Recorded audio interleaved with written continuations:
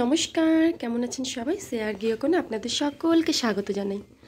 এখন বাজে সকাল 9টা, আর এতক্ষণে আমার জানালা দিয়ে মিষ্টি একটা রোদ আমার রান্নাঘরে এসে পড়েছে।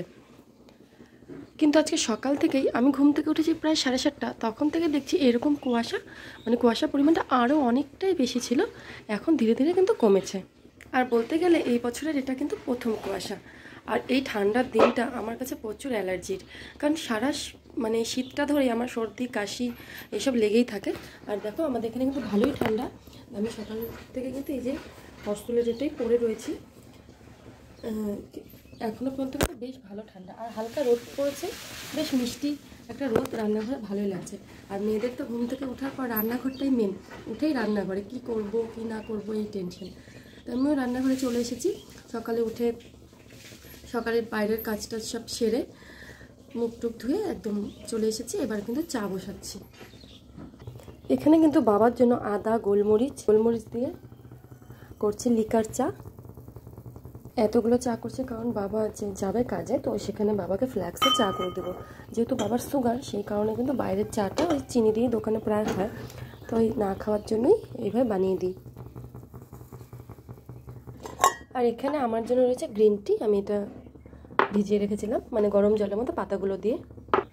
সকালে যেসব বেসিক খাবারগুলো হয়, যেমন চিয়া সিড, একটু হালকা গরম জল, তারপর আমি একটু কারি পাতা খাই, কারি পাতা একটু 2-4টা, তার সাথে হলো কালো মেঘের পাতা, এইসব আমি মাঝে মধ্যে খাই।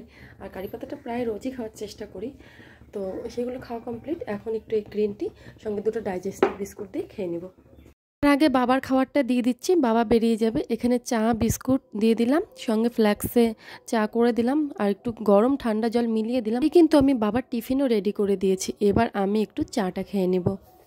আমার শাশুড়ি মা গিয়েছে বাজারে। হ্যাঁ, আমার শাশুড়ি মাই বাজারে যায়, কারণ আমার হাজব্যান্ড তো থাকে না। ও যখন থাকে, যদি আসে মানে শনিবারকেও, তাহলে রবিবারকেও যায়। তবে তো প্রত্যেক সপ্তাহে আসতে পারে না, যেমন এই শনিবারে কিন্তু আসেনি, আবার সামনে শনিবারে আসবে। আমার একটা এক্সাম আছে, তো সেখানে আমাকে নিয়ে যাওয়ার জন্য আসবে। তো সেই জন্য ঘরে সেরকম সবজি নেই। একটা পেঁপে ছিল, একটু গাজর ছিল, আর আছে একটু পালং শাক। তো সেইগুলো দিয়ে পেঁপে গাজর আর পালং শাক দিয়ে ওটসের খিচুড়ি করবো আমার জন্য আর মিহুর জন্য। আর আমার শাশুড়ি মার জন্য একটু পেঁয়াজকলি আছে ঘরে, সেই পেঁয়াজকলি আলু ভাজা আর রুটি করে রাখবো, এটা এসে খাবে। এই হলো আমাদের খাওয়ার সকালের। আর আমার আর মিহুর জন্য একটা করে ডিম সিদ্ধও দিয়ে দেবো, আর মা যদি খায় জিজ্ঞাসা করে ডিম সিদ্ধটা করব। এই হলো সকালের খাবার। এই আমাদের প্রতিটা মেয়েদেরই আমার মনে হয় সকালে ঘুম থেকে উঠেই সব থেকে বড় এই টেনশন, কি করব, কি রান্না হবে, কি খাবো, আর সবাইকে কি দেব। প্রায় দিনই সকালে আমি মিহুর জন্য কিন্তু সবজি দিয়ে ওটসটা করে দেওয়ার চেষ্টা করি, তাহলে একটু সবজিগুলো খাওয়া হয়। আজ একটু বেশি করেই সবজি নিয়েছি, কারণ আজ আমিও খাবো সেই কারণে। আর ওকে যে সবজি দিই, ও বলে মা আমি ভেজিটেবল খাবো না, এখনই এটা বলে, আর কি বলবো। ওটসের সাথে করে দিলে তবুও খেয়ে নেয়, কিন্তু এটা যদি আলাদা করে পালং শাকের তরকারি করে দিই, তাহলে কিন্তু সেভাবে আর খাবে না। মিহুর জন্য যে আমি ওটস করি, সেটা কিন্তু আমি কোনো ফোড়ন দিই না, আমি সব সেদ্ধ করে নিই আর লাস্টে একটু বাটার দিয়ে দিই, এটাই কিন্তু ওর খিচুড়ি। তবে যেদিন যেদিন আমি ওর সাথে ওটস একসাথে খিচুড়ি বানিয়ে খেয়ে নিই, তো সেদিন একটু আমি হালকা একটু রিফাইন অয়েল দিয়ে, রিফাইন তো না, আমরা রাইস ব্র্যান অয়েলটাই খাই, তো সেই রাইস ব্র্যান অয়েলের মধ্যে হালকা জিরে ফোড়ন দিয়ে করি। কিন্তু আজ আমি আর সেটা করলাম না, একটু তাড়াতাড়ি আছে, তার জন্য একবারে এভাবেই করে নিলাম। আর বরাবরই ছোটোর থেকে মিহুকে আমি তেল মশলাটা দেওয়া, লবণ চিনি এসব দেওয়া একটু কমই চেষ্টা করি, কিন্তু এখন মেয়ে তো বড় হচ্ছে, মুখে হয়ে গেছে টেস্ট। লবণ হলুদ সব দিয়ে দিয়েছি, এবার পরিমাণ মতন জল দিয়ে দেবো। অন্যদিকে আরেকটি পাত্রে 2টো ডিম সিদ্ধ বসিয়ে দিলাম, ওইগুলি হতে থাক, ততক্ষণে আমি পেঁয়াজকলিগুলো কেটে নিই। আমার পেঁয়াজকলি কাটাও অলমোস্ট ডান, আর এদিকে কিন্তু আমার ওটসটাও রান্না হয়ে গিয়েছে।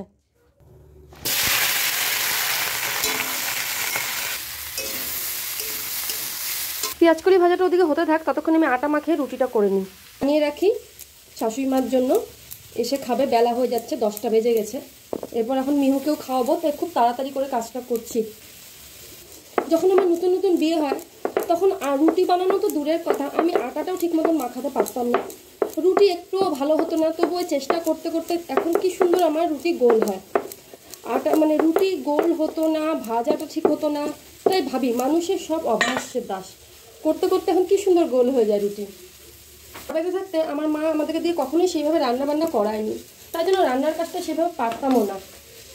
আমার সত্যি কথা বলতে রান্না শেখা আমার শাশুড়ি মায়ের কাছেই। আমার বাবার বাড়িতে সেরকমভাবে কখনো রান্নাবান্না করিনি, মার যদি শরীর টরীর খারাপ থাকতো কোনো সময় ওই ডাল, আলু সিদ্ধ, আলু ভাজা এইসবই হয়তো করতাম। কখনো কখনো শখ করে হয়তো ডিমের ঝোল রান্না করেছি, তাছাড়া সেভাবে রান্না করতাম না। মা বলতো শ্বশুরবাড়ি গিয়ে তো রান্না করতেই হবে। তারপর শ্বশুরবাড়িতে আসার পর দেখি বাবার বাড়ি রান্না আর শ্বশুরবাড়ি রান্না একদমই আলাদা। তো এইভাবেই শাশুড়ি মায়ের কাছ থেকেই রান্না শেখা আমার। রুটিও প্রায় হয়ে গেল, আর এদিকে আমার ভাজাও কমপ্লিট। আর আগে বলতাম মা তুমি এত তাড়াতাড়ি এত সব কাজ করো কীভাবে, মা বলতো তুইও শিখে যাবি। এখন যেহেতু মানে সংসারের চাপে আমাকেও তাড়াতাড়ি করতে হয়, তো সত্যি এখন মার কথাগুলো মনে পড়ে যে হ্যাঁ মা কীভাবে করতো, এখন আমিও প্রায় শিখে গেছি। আমাদের সকালের খাবার তৈরি করা রেডি সবারই, এখন মিহুকে খাইয়ে দিব। এটি হলো মিহুর সকালের খাবার, ওকে খাইয়ে কিন্তু আমিও খেয়ে নিব। তবে আজকে ব্লগটা এখানেই শেষ করছি। কেমন লাগলো আমার ভিডিও, যদি ভালো লেগে থাকে অবশ্যই একটা লাইক আর কমেন্টের মাধ্যমে জানাবেন, তাহলে আমি নেক্সটে আরও অনেক ভিডিও করার চেষ্টা করব। টাটা।